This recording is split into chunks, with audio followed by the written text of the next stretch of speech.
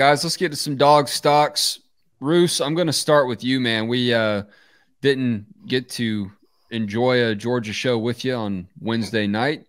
So you had a February recruiting roundup recap, what have you.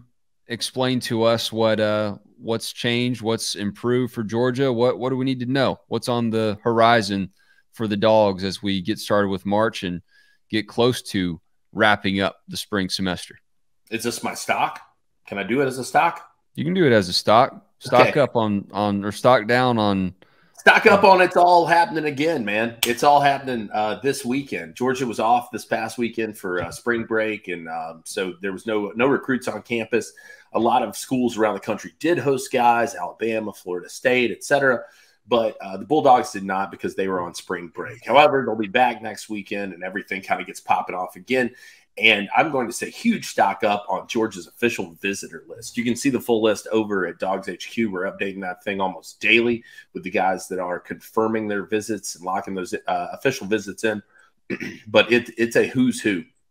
If you haven't read it today, go check out Chad Simmons' story on Jeremiah Smith, the number 2 player in the class of 2024.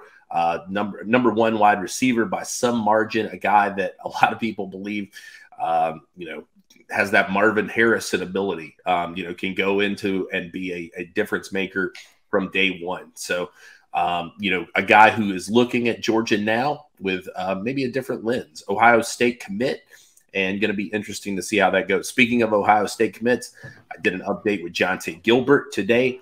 Number 1 cornerback in the class of 2025. Spoke to him down in Carrollton at the Under Armour camp. Georgia feeling like home for that young man. He said that would be a huge, huge flip, and Georgia is putting in major work in that 2025 class to flip a guy like Jonte Gilbert. So stock up on the official visits, and like I said, it's all about to ramp up. So get over to the Dog Walk and check it all out. Good stuff. I'm going stock up on Georgia left tackles. Guys, it's a fast track to the NFL. It's a fast track to success. It's a fast track to a lot of money. Even when you snub a guy like they did Jamari Sawyer, he's going to be a starter in his second year. He's probably body holding up.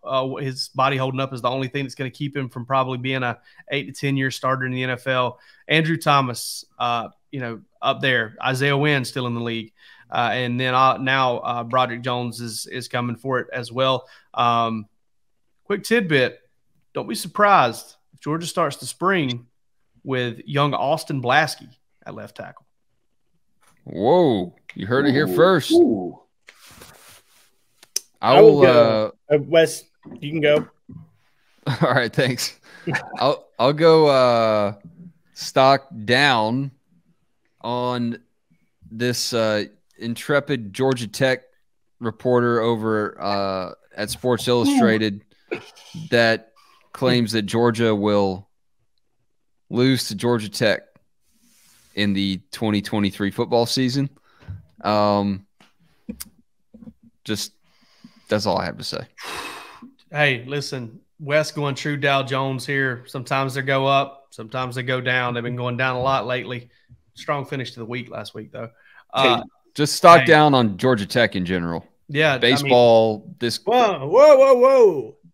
There's my. Oh, am I stepping on your toes, Palmer? I mean, a little bit. That was one that I considered. That was one that I considered. I was gonna go stock up on Georgia baseball, getting 2 wins over Tech with by 23-8 margin in the first 2 games. Did not complete the sweep today, but Tech was previously undefeated, number 16 in the country coming into the series, and the bats are hot. Georgia is hitting a lot of home runs. It's fun baseball to watch.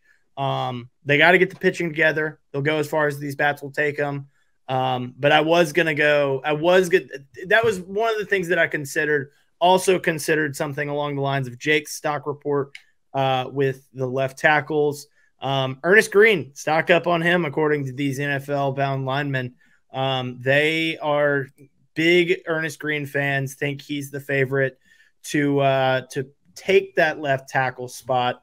So I guess it's Jake's word against the word of. Well, no, I'm just saying he's starting spring. Right. Yeah. And look, Ernest is somebody that's coming off of an injury. They did say when he gets back healthy, that they did add that caveat in there that, but had some really high praise for him and what he did last spring coming in as an early enrollee, and wasn't able to get on the field this year, but they think that he's got a good chance to get on the field this coming season. Ernest Green. My stock report goes in two wet directions with what Wes and Jake both had to say. My prediction on that tackle thing before we go is I think you're going to see it much like it was this past year. I think you're going to see three guys play tackle. Marius Mims, Austin Blasky, Ernest Green. May see Monroe Freeling kind of slip in there and get some mop-up time too, but I think you're going to see three tackles playing crunch time because at this point you got to build depth and you got to get ready for the next football season in the swing of things. And if you've got some guys that are doing it, I think you got to kind of do that. And I think that Stacey Searles liked what happened this past year because both of those both of those tackles jumped ship in McClendon and Broderick Jones, and he wasn't left, holding the bag there. He has one and then, has to find a way to fill the other two spots. And I think he'll play three guys. And listen, Blasky's had a good offseason. They're really high on him. They've been high on him for a very, very long time. And I think it's very big for Georgia at this point, at this juncture, that he's sticking around. He's there for spring. He's going through walkthroughs. And, I've heard a birdie or two out there talk about the fact that he's, they've been doing walkthroughs to this point. They didn't this past. They're not going to be doing it this week because they're on spring break. But prior to this week, has been doing some walkthroughs at left tackle, and it's been Austin Blasky. That would be I think you keep together Ernest Green and Monroe Freeling and rotate those guys in. I mean, I'm assuming Mims. I mean, he's already tried to jump ship once. If he has a good season, maybe he takes a look at the NFL with his measure. Correct, and you're also looking at Austin Blasky probably moving to center next year if he obviously if Cedric Van Pran does as everybody expects and goes pro like you almost did this year. Yep. Nick Saban had a quote. I know I'm bringing up Nick Saban on the Georgia show, but we're almost done. So you can go ahead and leave if you don't want to hear this pearl of wisdom. But Saban said that his goal of spring practice is to get the right guys on the bus, get them in the right seats, and get the wrong guys off the bus. Georgia's got a lot of guys on their bus, and there's only so many seats to go around. But the cross-training that they do, especially on the offensive line, that's just out of this world, man. That's some first-world problems and first-world things to love because Georgia is doing it on the O-line. I don't know how many teams have the luxury that they do. And Stacey Searles, man, showing up at the right time.